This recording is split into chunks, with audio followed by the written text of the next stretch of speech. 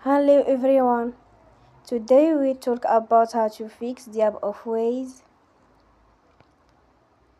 Here we go to settings. Then we click on apps.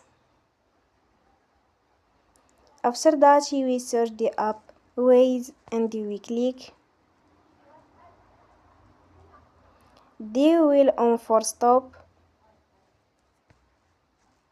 After that we go to storage. Then we click on clear cache. In the end, you will turn off your Wi-Fi and you will turn again.